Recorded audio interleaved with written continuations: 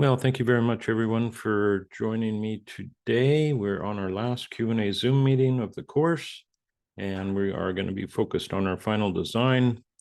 I see we already have a number of questions in our Q&A doc, and I have posted the link in the chat here. So if you feel like adding to that, please feel free to do so. We can also take questions just as they pop up, so no problem there. And maybe what we'll do, just take a look at the Q&A doc here. We got 1, 2. So it looks like we have 4 questions there. And it might be an idea for us just to start a little untraditionally, just start with our Q&A document and maybe build on that. And then if anybody has questions as we are going through here, you can add it to this or add it in the chat. Okay, yeah, thanks for leaving the author and the name of the book there, Chelsea. That will be a fascinating read. Okay, let us share.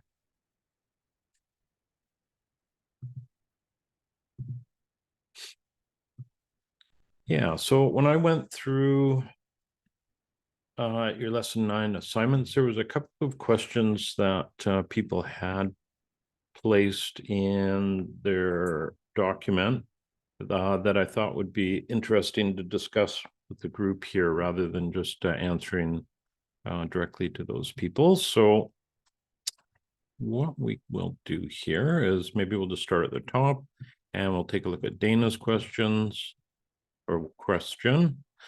I don't know if Dana's on the call, but she has asked, she's curious about dealing with a small site destined to become shadier as trees and shrubs grow up. What strategies will you use to mitigate the sun loss? Well, that's a good question. I think some of that goes back to initial planning and ensuring that you're not placing large trees and shrubs there that may cause you some challenges later, because ultimately, when you get some mature growth on, in particular trees, you do not want to have to prune them. That's one thing that I try, other than fruit trees. I definitely try and avoid overplanting woody items. So I think a lot of that depends on the initial design and considering the ultimate height and size of those. But on the flip side, there's no doubt as you get more, particularly on the coast here where we get such strong growth during the growing season, you want to be mindful of where you're putting trees and shrubs, and that they're going to grow over time, and they inherently are going to push some of those herbaceous plants out or around a little bit. So those are pretty easy to traditionally to shift around or remove. Whereas those woody plants, you certainly don't want to be disturbing something that has been in the ground for a few years if you can avoid it. So, my answer to that would be, end up with the planning and then ultimately with shifting or pruning. So hopefully that answers Dana's question there. So Sean has a question and he's on the call here. So Sean would like an outline of the workflow from taking on a client for the first time. Yeah, that's always spooky. Your neighbor friend wants to hire you to revise their property, a small lot. Very similar to yours, about 100 yards away. Input on pricing. Wow. So, okay, yeah, input on pricing and the business aspect. Well, that's a course all on its own. There's no doubt of that.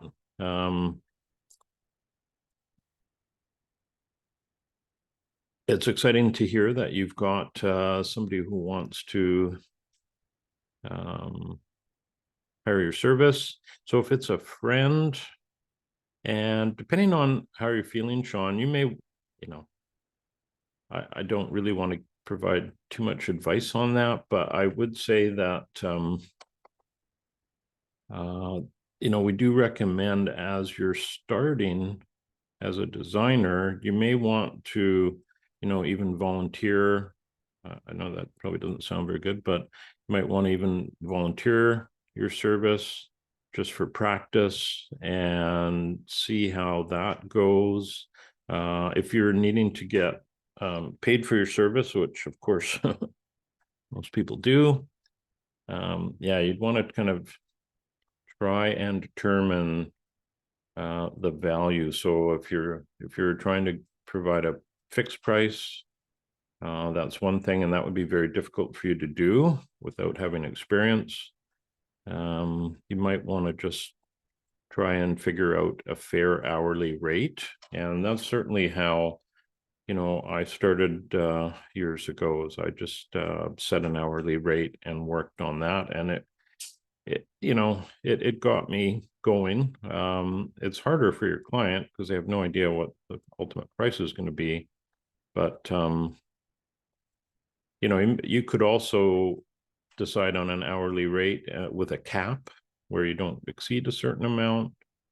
And the business aspect is definitely a deep subject, and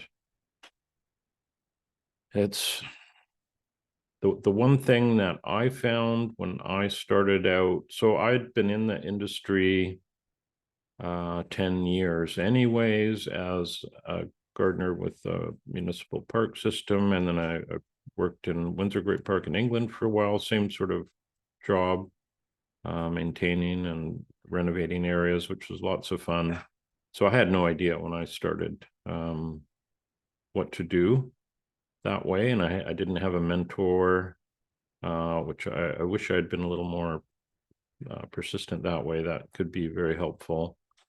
The business aspect I found was trying to get some content. So hence going back to sort of offering a design for your friend or neighbor for maybe for free, is it builds you some content that you can start showing. And if the person does the installation or you help them, again, that's more content that you can show. And I would say in a lot of ways, social media platforms like Instagram are really well suited for putting your content out to the public and just getting more well known. So it's a long process, and there's a brilliant marketing person up in around where I live, and the fellow's name is Tad Hargrave. He runs a company called oh gosh, what is it named? I think it's called Marketing for Hippies. And he has a wonderful approach. So you might want to check him out. He's got a number of different programs. He's got lots of free YouTube videos, and I've watched a lot of them. They're very, very interesting. And he has a very different approach to marketing than you would typically hear. So I think that's something to consider. Does that help you out, Sean? Oh, what was that name? It's Tad Hargrave. Here, I'll see if I can find him.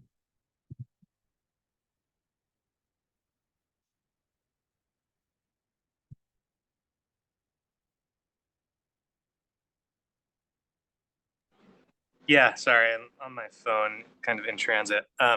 No problem. It does. Thank you for addressing the question. I know it's a big one. I think I was just the classes. I mean, I know going from 0 to 60, there's so many aspects that you can't cover in this course. I think it's given me a really good foundation to understand sort of what Chelsea was talking about, the different layers to consider, and all the design elements and the assessment of the site. So I guess because we covered so much and went kind of really in depth on our own sites. I'm just wondering, what I'm trying to figure out is how to distill that down so that I can not overpromise and kind of like make sure I cover the most important components, sort of to start. So that's what I'm trying to deduce is what those could be. Cause everybody with it's, you actually get on the ground and start looking at things, and it's, any one of these sites could be a lifelong project, right? So it's like working with a client, how do you make sure to put a limit on what you're able to offer and what's essential? Yeah, what is it that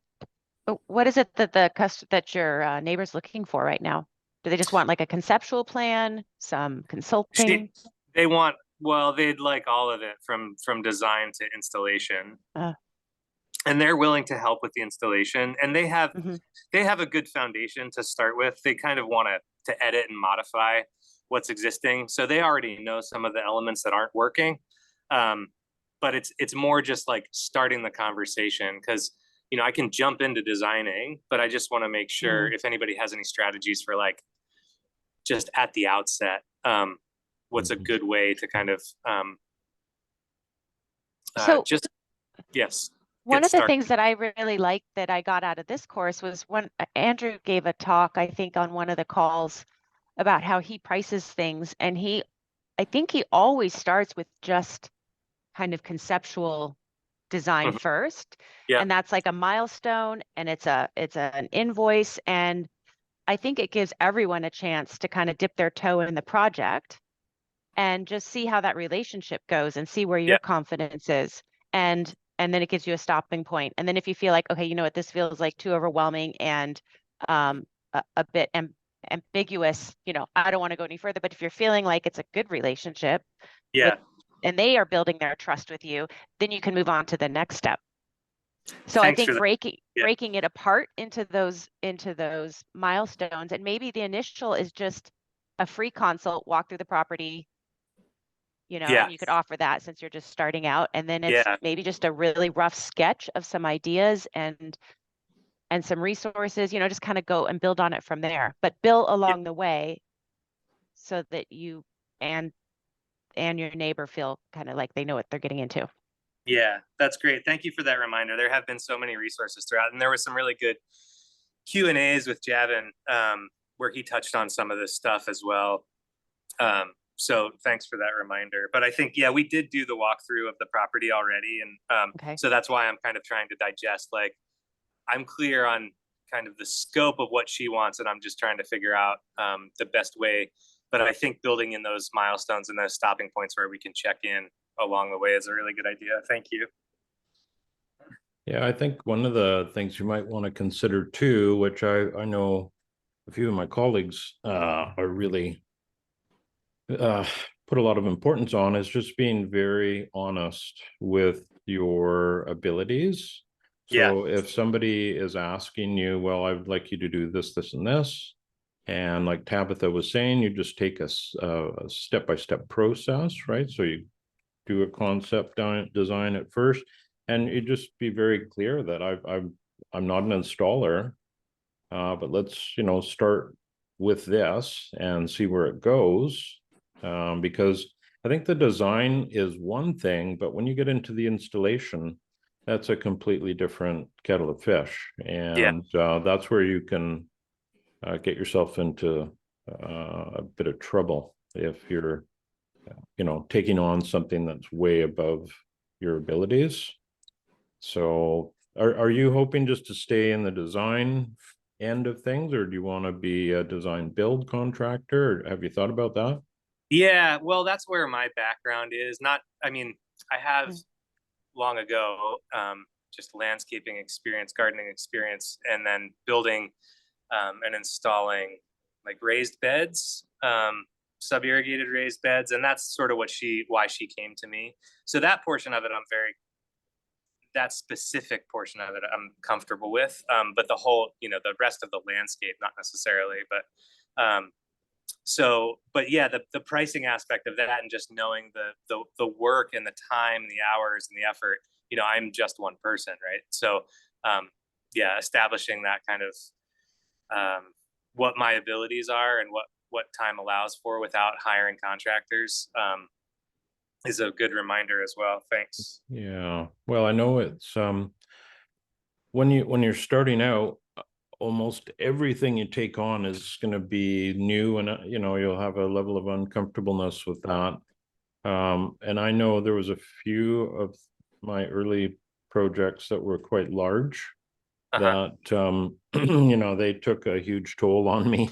Yeah, So well, I would not recommend diving into something really big, you know, early in your career. But yeah, I think it's just, you need to, over time, just get a number of experiences under your belt, because every client is going to be completely different too. And sure. Yeah, you know, they're not all going to be great experiences, but kind of vetting who you work with is an important part of the whole puzzle. But that, I think that comes a little bit later. When you're starting, you want to take on you know, anything that comes your way. right. But yeah, just don't over promise, and you'll probably find that it's an easier journey for yourself. I know that we've been talking at OSU about some sort of mentorship program. Javin and myself, we're thinking of doing that. And then OSU has been kind of exploring it. So it is something that, you know, we realize people get to the end of the course and they feel they're, you know, what next? So Yeah, that'd be great. hopefully it will develop in the near future. So, Jamie, Great. can I ask you a question about subcontractors? oh yeah, sure. Because that's kind of a direction I want to go. I just recently worked with the sub on with my first customer, and I just worked on the job with them so Yeah. I could learn.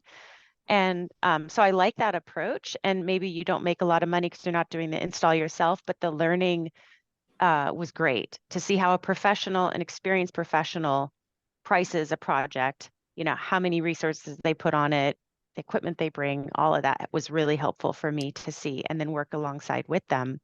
Thanks. Do you, Jamie, in terms of how you charge for that, so I handled all the billing with the client, so I added a markup and I managed the project. What are your percentages for that?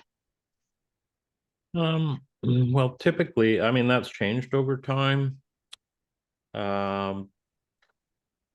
In recent history, what we would do is we'd go through that design phase, and then once that's completed, that's all separate and that's done. And client will ask, well, they'd like a price. So we will put together a fixed price for an installation. And often we'll bring in contractors, right? So we'll bring in an excavation contractor, we might bring in a mason. And we've worked with these people for literally decades, couple decades anyways. So we know them. We will contact them. And often with excavation, we'll not put a fixed price on that because that's tricky.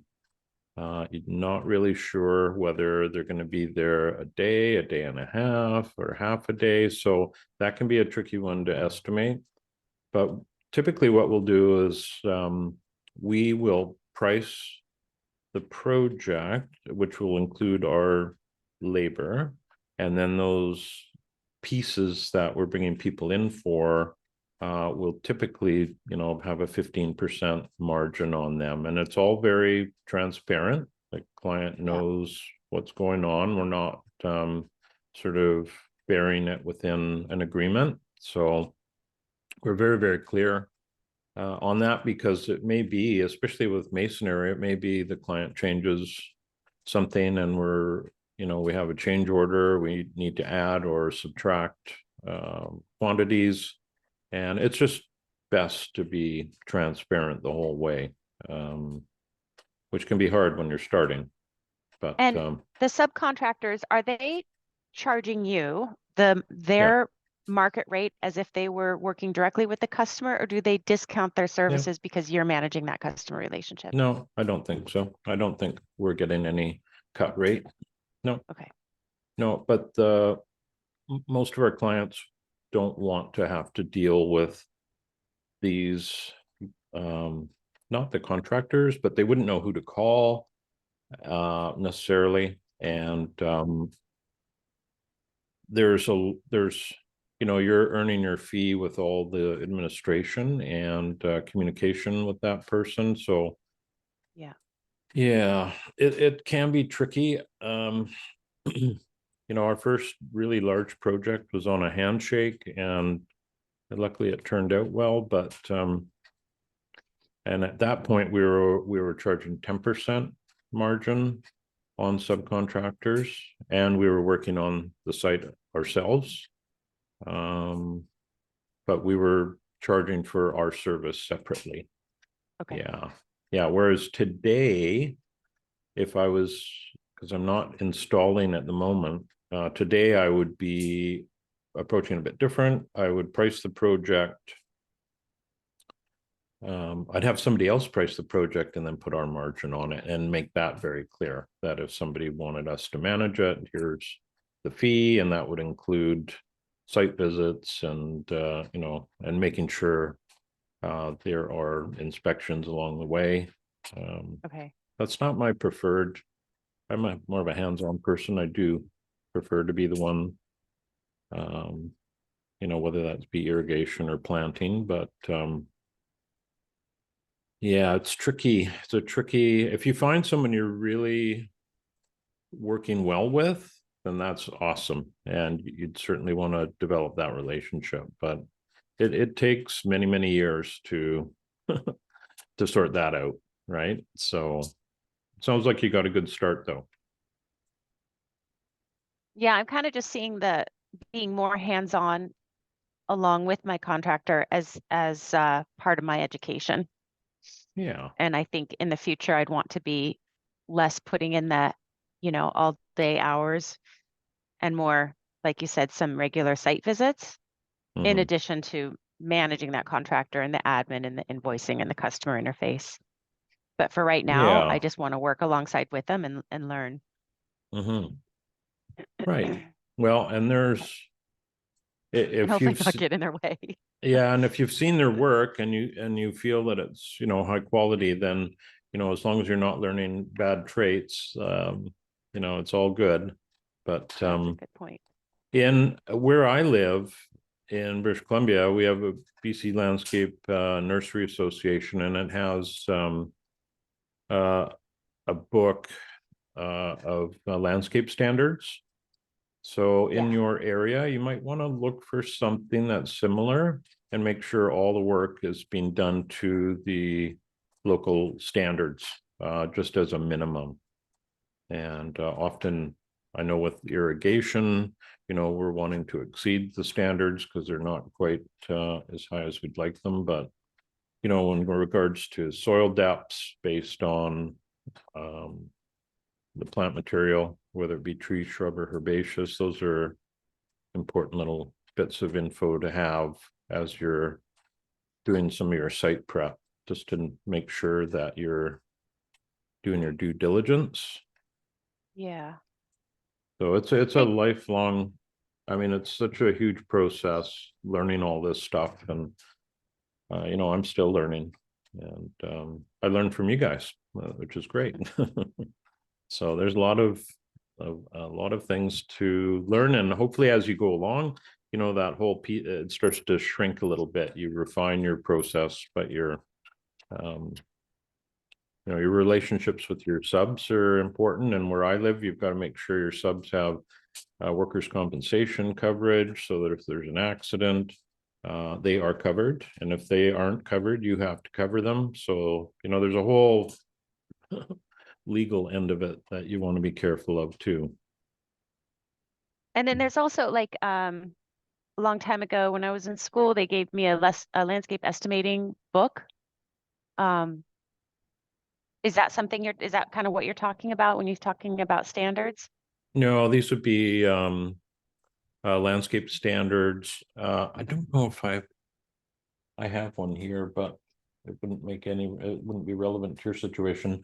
They're standards that set out that if you're dealing with X, Y, or Z, or if you're importing soil, here's the standards that soil must meet, and the soil depths and the compost, say mulching depths, irrigation installation, what sort of standards that has to, the type of piping used, the type, not so much the valves, but you want to ensure, especially with irrigation, because it's buried. That's where a lot of contractors try and pull a fast one on people because they don't see it. It's all buried, and they'll use lesser quality components.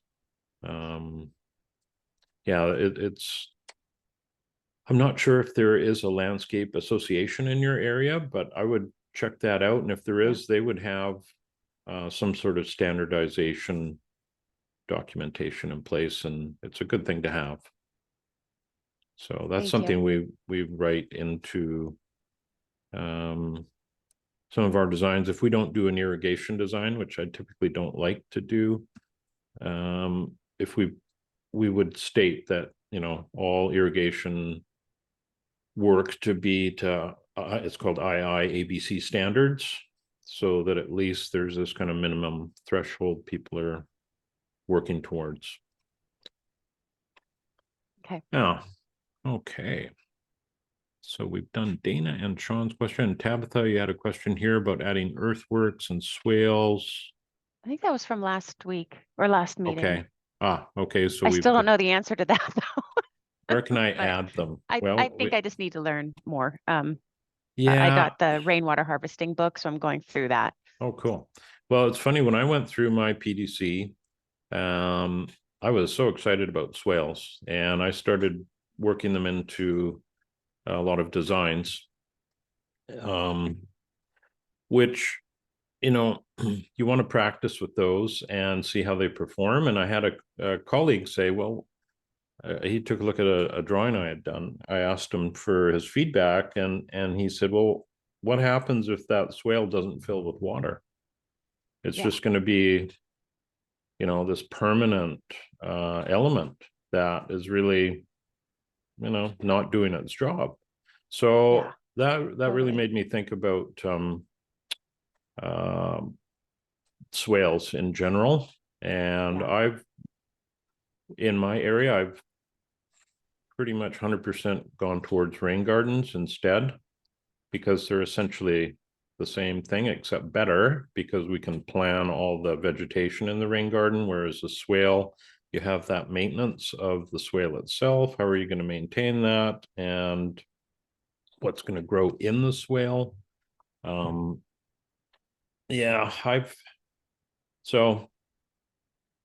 especially on a larger properties like farms, where you see some people putting in huge swale systems. I just, no way. And I know this course doesn't cover any of that, but you can certainly see somebody like Jeff Lawton, who, I totally respect. He does some amazing work. I don't really like seeing huge swales in agricultural systems. I think they're very, very expensive, and keyline design can, look at and manage water really well. It's like I see the application, like if we had like 50 acres at the base of a mountain we were dealing with, like, okay, because a lot of our examples have been that, but like, what do you do with just kind of mostly level land that, I have one low point on my property. I've put in a rain garden there, but the other points along the way, for a very gentle slope, I'm nervous I'm going to build something, and then, like you said, the water won't go there. Yeah. Like I want to only do it in a rainstorm and make sure I can actually move the water where I want it. I guess some of it's your goals. If you're trying to infiltrate more water, you can do that without swales. So if you have you know, the top 8 inches of good soil has an air exchange once an hour. So every hour that air is being completely replaced. And that's a great incentive to work hard at building your topsoil and having compaction be a non-issue, and even bumping up your organic matter content just by 1% will give you the ability to store 20,000 gallons per acre more than it would. That's amazing. So, you know, there's so many. Wow. There's no one approach. Okay. Yeah, so let's, I think we've gone through all these questions here then. Those are from previous. Let us take a look at number 10 here. I want to give everybody a chance to throw their questions out if you have any. Does anybody have anything they want to address right now? Yeah, Jamie, I had a question actually on that document. It was just below. I think I threw it on the end of my last assignment. And you said that we'd cover it this time around. It was just right there underneath Tabitha's question. Oh, sorry about that. No worries. There we go. It was kind of a whole slide at the end of my project with a little map and everything. Okay, well, how about we open up? So I apologize for missing that. I've had a lot going on in the last few weeks. There we go.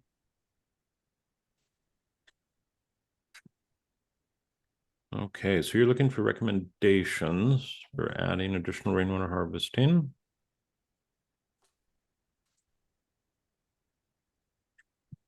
It's a little bit bigger. So if it's wet, it's already heavy saturated, which it certainly will be at this time of year. Yeah, so you're looking at the top area here. Yeah. And it's going to be inherently dry. So you're looking somehow to increase the hydration up there. Yeah, is there a whole lot I can do up there? It's kind of the top of the hill. There's not a lot of like overland water flow up there specifically. And so I just wasn't sure, you know, and obviously there's no structures up there yet. So I wasn't sure if there's really anything I can do in that area as far as like rainwater harvesting, water management, swales, any of that. Yeah, well, I think this is a good point with swales, kind of what we were touching on with Tabitha, that if you place a swale up there, it may not ever function as you had intended it to. The first thing I would look at in that area is going to be your compaction. Did you do a jar test up there with your it was, you know, I mean, all the soil around here is clay. That area has been tilled within recent years, but not for at least like a year or two. It wasn't I think it was like kind of middle of the road. Of the 3 places I tested, it wasn't the best soil, Right. but it also wasn't the most compacted either. So it was okay. Yeah. One thing I would be mindful of is tilling. And if you're hoping to build the quality of your soil and you go in and till it, I mean, there's a time and place for it. But if you're doing it regularly, you're pretty much flipping that whole soil profile upside down. And you may find that the results are not what you're after. Broad forking would be a way better approach if looks like a fairly decent sized area. Yeah, I would build soil up there. Like, so organic matter is going to be your friend, right? Maybe it looks like that space is not got any vegetation on it in this image. So you want to always make sure you have vegetation growing there. That's another piece that would be important. You know, there's so many things you can do. If you did have a structure that you were hoping to collect rainwater off, and you could potentially pump it up to storage that's higher up. But, you know, that's, you know, then you're getting into a lot of expense. The cheapest, easiest approach would be to just build your soil and think about that soil food web. So you want organic matter, you want to be able to alleviate the compaction. You can get yourself a penetrometer. They're not too expensive, and they might be a really good tool for you. We've got one years ago. We use it on every site, including our own, and it's very simple method of testing not only the compaction, but where it is.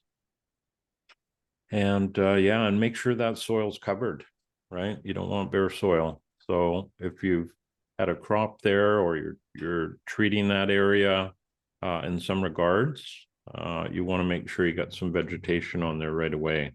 So that's one of the biggest causes of compaction outside of equipment would be rain, which is hard to believe, but if you have bare soil and you have rain falling on it, it's really, really harmful for the soil itself. So hopefully that helps you a little bit there. Your question number 2 tends to run and collect pretty far down slope, well, which makes sense.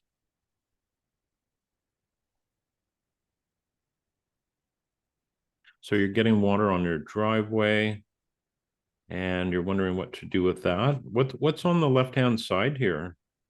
So that strip down the middle there is kind of like a little berm. So I think that when the driveway was put in, they kind of just hilled up, you know, the sides, planted some trees on it. And on the other side, you can kind of see it. That's actually also full of water. So that's kind of just a parallel dirt drive to get around. There's just a bunch of blocks of trees. And this area is just the worst because, I mean, that berm's kind of holding back some of that water, but that right there where you can kind of see that's all water. And some of that trickles down into the driveway, some of that stays, but that whole area is pretty much just like, especially right now with all the rain we're getting, it's just puddles and saturated, and would be a great spot for a pond, not so much for a driveway. Yeah. Well, this is a good case in point where the agrarian, you know, for people designing, say, agricultural spaces, and they tend to be larger, the agrarian platform is a great approach, because the first thing you're looking at after your climate and geography is your water. And often, so it looks to me like the elevation in this this water is higher than here. Is that right? Slightly, yeah. Yeah, so that's tricky. Whereabouts is this going to? To a roadside ditch, or?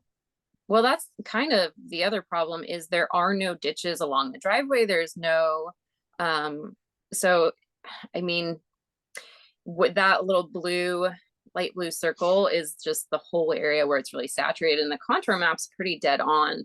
The driveway is basically on the bottom left of that map, or the road, what I would say. And there's not really a ditch leading out. It just pools there. It goes very slightly uphill before it goes back down to the road. And so that's kind of why we're like, probably our easiest, quickest, best solution is to just do a ditch, funnel that water out to the road. Kind of a bummer. I would love to collect it in some way, but that kind of goes into my, you know, second and third question of just like, it's far from our garden area, and I don't know what pumping, collecting would look like. Yeah, it gets expensive when you're looking at that, but I would say it's kind of obvious to run a ditch on this side of the road. Often with some of the agrarian designs, they'll use the roads as rainwater harvesting structures. So water coming off of that goes into a road, a swale or a ditch next to the road, and then that will head down to a pond. But in your situation, you can't do that. So you'd want to get it off, you know, I'm sure you're seeing it as a liability right now. And it may be a combination where you're ditching here. You'd have to find a low point to send it to, and then you might have to build this up a little bit. And if you do that, you want to make sure with your road that you're crowning it, right? So that water is going to shed off both sides. And if you have a ditch on one side, you're trying to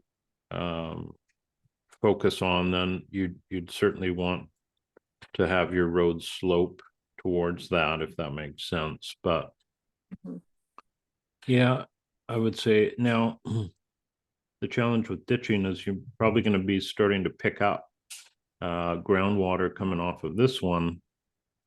I just don't understand where this is going. It's just sitting there, or It just sits there. Yeah, it fills, and that doesn't fill up unless we have like really heavy back-to-back rain events. I think that was the first time I've seen it that bad. I wouldn't say it's that full right now. So that's just completely saturated, tons of rain that fills up, and it sits there because it's a low spot until it soaks in, or yeah. And there's a little bit trickling from there into the driveway. I think the berm actually helps in this situation, but yeah. Oh yeah, it would. And the trees here are probably representing the property line. So this is actually looking south. So the trees are part of, this is the this is the very western border. So the property line is actually to the right of the driveway here. And there's probably only like, I don't know, 8 to 10 feet of trees until you get to the property line on the other side of the driveway. Okay. So that actually represents all the trees upslope.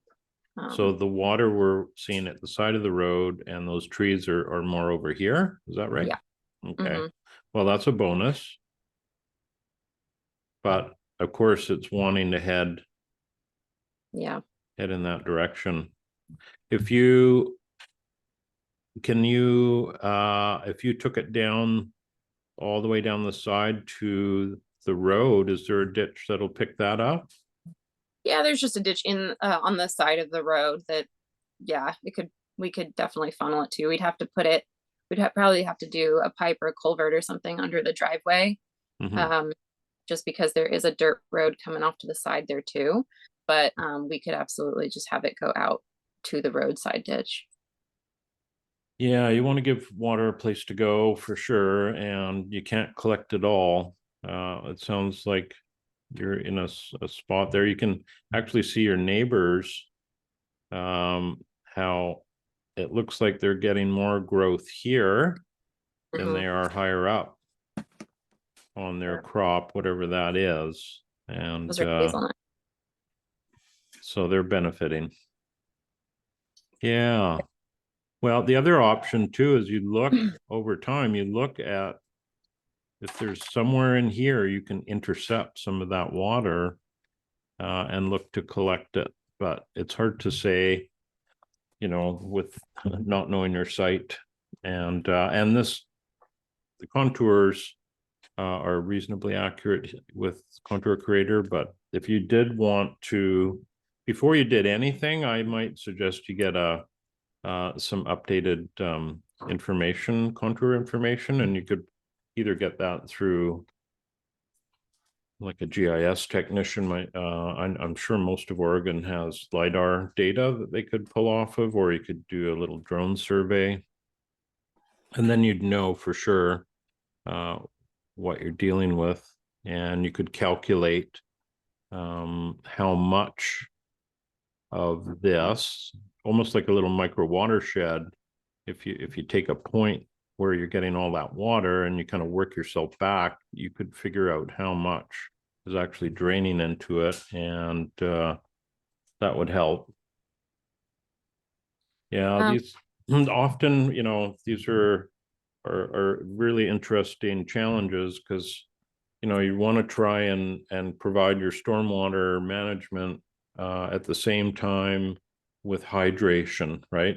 So, but I have a road, I have a ditch on the uphill portion of our property that, as we speak, there's at least 10, 15 gallons a minute heading out to the road. I can't hold it all. If I did, I'd be in trouble. But I send a lot to a rain garden.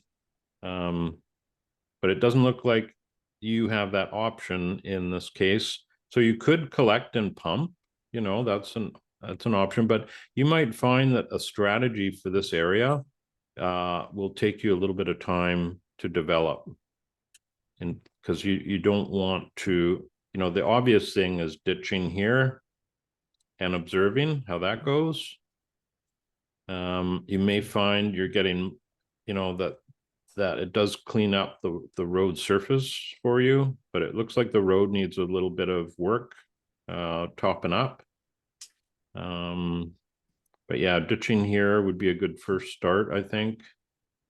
And then you might develop a strategy where you can, even put a catch basin somewhere and drive that water into a different location. But again, that requires power and a fair amount of cost to do it. So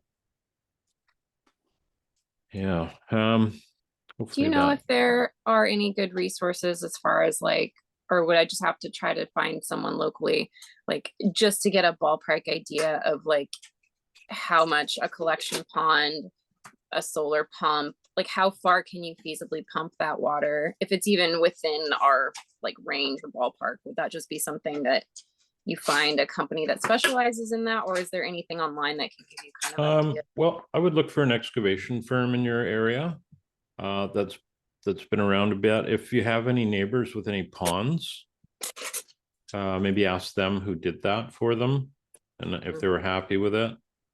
What you'll probably find with solar pumps is they pump, their rate of flow is generally a lot lower, and dirty water can be problematic.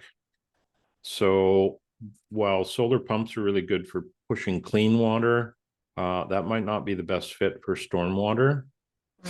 Yeah. So, and they're not cheap. I looked into them where I live. I think it was going to be about $3,000 for a pump, just pushing clean water from one pump chamber to another. And, I couldn't justify that. And of course, then you have to have you either have a collector, a solar collector, and it only runs during days when you have some light, it's not going to run at night, or you have a little battery system that you're charging. So it starts to open up a whole different kettle of fish. And if you don't have that infrastructure already, it may be something you want to avoid. But ideally, you'd want to be pumping up to even an infiltration pond right at the top here. That'd be perfect. But as you've said, you've got 1,000 feet. That's a long way to be excavating and laying pipe. So, but if you talk to an excavation contractor, talk to a couple of them, you might get a clearer idea of, and even ask what they're, they could look at this. We're just looking at an image. If you had somebody on site there, take a walk up and down your driveway with you, they may come up with a really good solution that at least gets this area dried up a bit and more manageable. And then you can think about how to optimize the water that's currently leaving your property. Does that make sense? Yeah, thank you.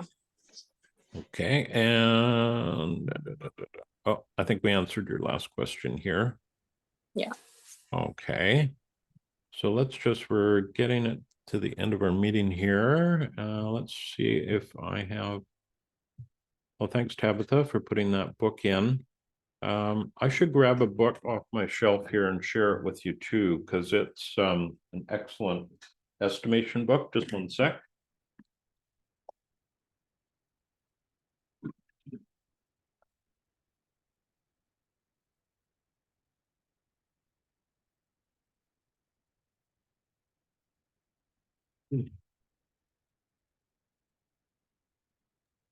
Yeah, hi. All right. I am back. Yeah, so the book that I don't think you're going to be able to see the cover here too well, so I will just see if I can get a link for it. I know the author's no longer with us, so it might be hard to get.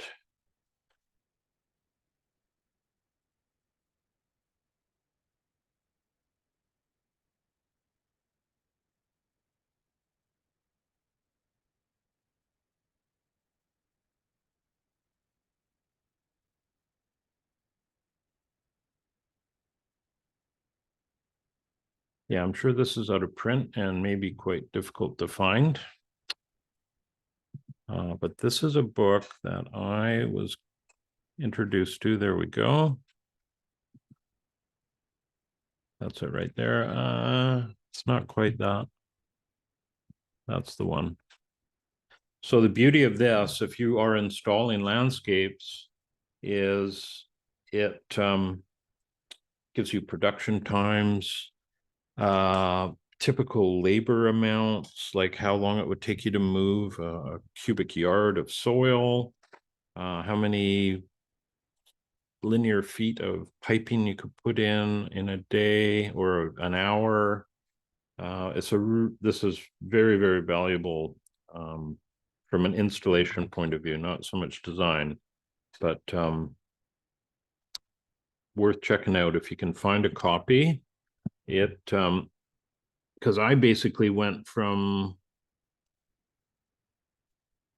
doing cost plus projects to fixed price, and the only way I could do it was using this kind of a resource. So I was kind of thrown into the fire all at once, and this really helped out a lot. And so I'd highly recommend that. Again, I don't know where you can find it. That's the only thing, because it is out of print. But yeah, let's see what else here. Shannon had a question. Portland property owners can get a discount. Yeah, that's great. Excellent. I know where I live, same thing. You can get discount on rainwater harvesting parts, and not too far from where I live, they are providing some rebate program for people that are dealing with their stormwater. So if they're holding stormwater on their property. Oh, Tabitha bought her first rod for it. Yeah, Meadow Creature is beautiful, beautiful broad fork. And Nancy found some information about the Association of Northwest Landscape Designers. Yeah, excellent. Thank you for sharing that. Okay. All right. So does anybody have any questions at all before we call it a day here? Happy to answer those, although I'm sure yeah, the reality is most people have lots of questions. It might take quite a while for all those to be flushed out, but yeah, happy to answer anything before we sign off for today. And I want to thank everybody for attending today and all your excellent questions and feedback. Really do enjoy this part of the course where we can share info. Yeah. Okay. Well, thank you again, and best of luck with your final design project. Looking forward to going through all of these and yeah, and providing you with feedback. So thank you again, and have yourself a great week. Thanks, Jamie. I'll see you later.